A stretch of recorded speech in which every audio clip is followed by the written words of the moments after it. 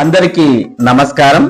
మనం చిన్నప్పటి నుంచి చాలా సార్లు విన్నటువంటి ఒక ఆసక్తికరమైన కథను ఇప్పుడు తెలుసుకుందాం.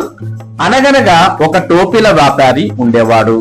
అతను ప్రతిరోజు రంగురంగుల టోపీలను ఒక పెద్ద బుట్టలో పెట్టుకొని ఊరూరా తిరుగుతూ అమ్మేవాడు. ఒకసారి వేసవి కాలం వచ్చింది. ఆ వేసవి కాలంలో టోపీల వ్యాపారి టోపీలు అమ్మి చాలా అలసిపోయాడు. దారిలో ఒక మర్రి చెట్టు కనిపించింది. ఆ చెట్టు నీడలో కాస్త విశ్రాంతి తీసుకుందాం అని టోపీల వ్యాపారి అనుకొని మరి ఆ చెట్టు కింద తన టోపీలలో ఒక టోపీని తలగడగా పెట్టుకొని మరి నిద్రపోవడం ప్రారంభించాడు. కాకపోతే ఆ మర్రి చెట్టు మీద ఒక కోతుల గుంపు నివసిస్తూ ఉంది. ఆ కోతులన్నీ కూడా మెల్లగా ఒక్కొక్కటిగా దిగి వచ్చి టోపీల వ్యాపారి యొక్క బుట్టెలో ఉన్నటువంటి రంగురంగుల టోపీలను ఒక్కొక్కటిగా తీసుకొని వాటి నెత్తి మీద పెట్టుకొని అన్ని కోతులు కూడా మరి చెట్టు మీదకి ఎక్కేశాయి. కొద్దిసేపటి తర్వాత టోపీల వ్యాపారి నిద్రలేచాడు. తన పక్కన ఉన్న బుట్ట వైపు చూసి నిర్ఘాంతపోయాడు. బుట్ట ఖాళీగా ఉంది. అయ్యో, నా టోపీలన్నీ ఏమయ్యాయి? ఎవరు దొంగిలించారు అని వెతికాడు. అలా తాను చెట్టుపైకి చూడంగానే కోతులు టోపీలను పెట్టుకొని అవి వింత వింత శబ్దాలు చేస్తూ మరి ఆట పట్టిస్తూ ఉన్నాయి. టోపీల వ్యాపారి ఆ టోపీలను తిరిగి ఇవ్వమని కోతులను అడిగాడు. కానీ వాటికి అర్థం కాలేదు.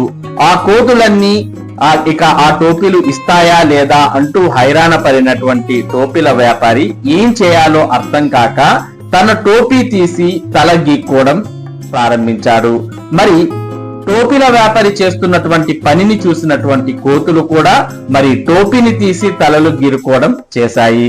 దీన్ని గమనించినటువంటి టోపీల వ్యాపారి మరలా తన యొక్క చేతులను గాల్లోకి లేపి ఊపడం ప్రారంభించాడు.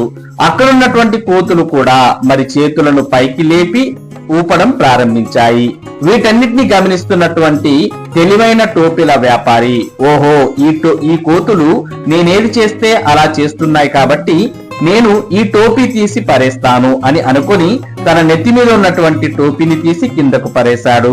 మరి చెట్టు మీద ఉన్నటువంటి కోతులు కూడా వాటి యొక్క టోపీలన్నీ తీసి కిందికి పరేశాయి. మరి వెంటనే టోపీల వ్యాపారి ఆ టోపీలన్నీ తీసుకుని బుట్టలో వేసుకున్నాడు. ఈ విధంగా టోపీల వ్యాపారి చాలా తెలివిగా ప్రవర్తిస్తూ తన యొక్క టోపీలను తిరిగి పొందాడు. మరి ఇటువంటి సమయాలలో సమయస్ఫూర్తి ఎంతో ముఖ్యం అనేది మనకు అర్థమవుతుంది. ఇటువంటి మరిన్ని ఆసక్తికరమైన కథల కోసం అన్విక యానిమేషన్స్ కు సబ్స్క్రైబ్ అవ్వండి.